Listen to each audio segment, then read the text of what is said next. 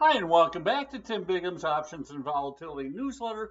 Taking a look today at how much longer, I'm terming it, how much longer this, I guess, rally can continue in stocks and certain stocks, one of them being Microsoft, which reports after the close Wednesday the number two market cap stock in both the S&P and the NASDAQ. So let's jump in and take a look why things may be getting close to coming to an end. We shall see. So first, pulled off the chart on Microsoft since the last earnings report, right? Basically 3 months ago, right? 8% earnings beat led to a 28% rally in the stock. We'll see in a second how that expanded the valuation multiples for those who even look at those anymore. Maybe I'm an old-fashioned guy who still considers valuation to be somewhat important, but interesting. Since Microsoft got back above that 20-day moving average, it's been 65 straight days with it closing above there without even dipping below intraday. Here you can see the chart. Here's the earnings report where the stock popped, right?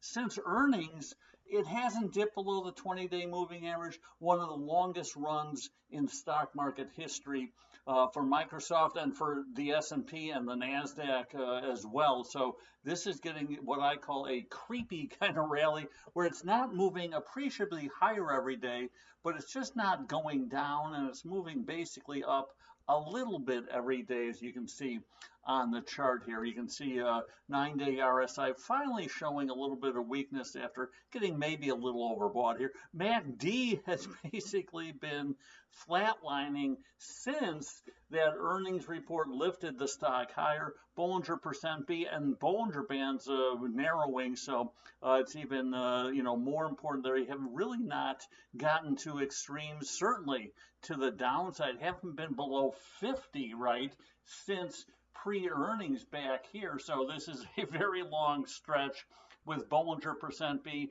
basically in the upper part of the volatility band. So a very long in the tooth rally, in my opinion, 65 days above the 20-day moving average. Since last earnings has not dipped below there, which is 60 days. And unless we get a big sell-off the next 2 days, probably will complete the entire earnings cycle, if you will, above the 20-day moving average. So very, very much a kind of strange rally that really has never happened before. Also taking a look at valuations, you can see that the PE ratio for Microsoft currently, right, closed at 39.61, right? The previous high going back, forget COVID, here's the COVID spike, right, which you can throw kind of all the valuation metrics out the window there.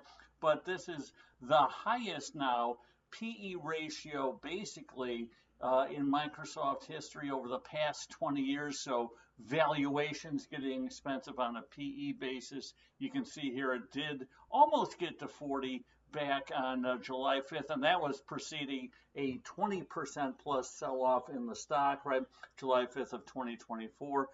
You can also take a look at price to sales, right, which I kind of prefer simply because there's no accounting gimmick, right? You can see price to sales now back over 14 times, which for a nearly $4 trillion market cap stock is very expensive, to say the least. The previous two times, right, November 12th of 2021 and July 5th, right, were the only two other times where price to sales ever were over 14 times for Microsoft. Both of those preceded 25% plus drops in the stock. We'll see if that happens this time or not. As far as price to sales here, you can see over the past 13 years, highest was back, as we alluded to in December of 2021. But you can see the median is under 10 times price to sales, and right now we're over 14 times. So certainly getting expensive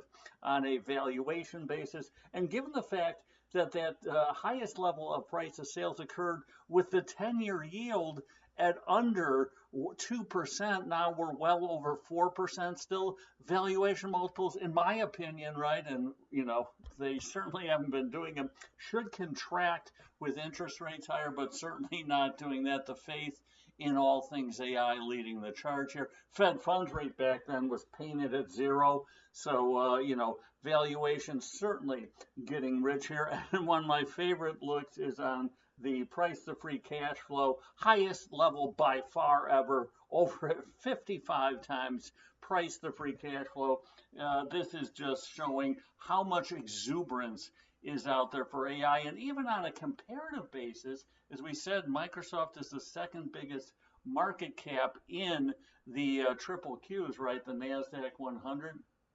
You can see that this year it was fairly well correlated up until kind of the beginning of May, right, when we saw this huge liftoff, and now Microsoft has basically doubled the performance of the triple Q so far this year, up 22%, with the NASDAQ up about 11%.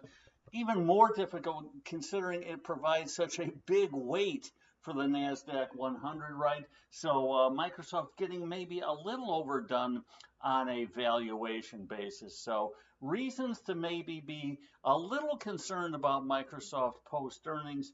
We shall see, but maybe we have another 60 days in a row post this earnings report where Microsoft stays above the 20-day moving average. Maybe that's the market we're in, but I am a believer that all things, do revert back to the mean eventually. Microsoft certainly getting overextended on a technical basis, on a valuation basis, and on a comparative basis. So until next time, as always, here's to good trading. Take care.